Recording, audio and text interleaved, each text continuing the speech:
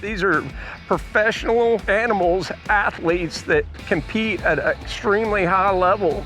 There's just those superior athletic horses that they're just top tier above everybody else, and it's pretty dang crazy to see how good they are at it and just be so relaxed while they're doing it. You can go from setting a world record to sitting in the hospital because that's how good that horse is.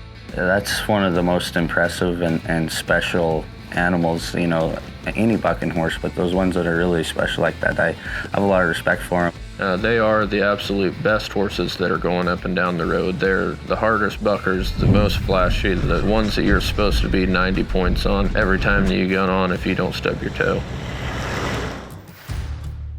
These are very, very calm animals. They're calm when they go in the bucking chutes.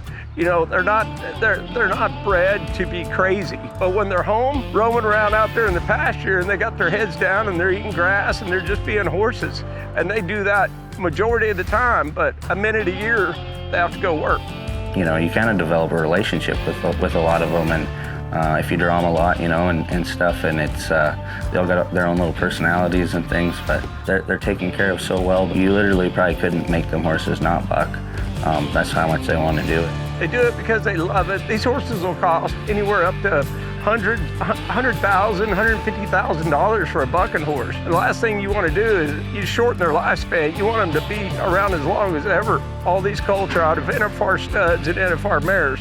Chances are, high percentage chance that colt's could become a superstar. Big Tex, he bucked in the bareback riding. He was a world champion bareback horse, and then we moved into the bronc riding, trying to win the halter there. Big showy animal that bucks straight across the arena, and guys love to get on him. So that's the kind you want, the ones that get underneath themselves and don't go anywhere and kick over their head. Dirty Jacket is just one of them phenomenal horses that I got as a 2-year-old. Probably the cheapest horse I ever bought in my life. Ended up being a 2-time world champion.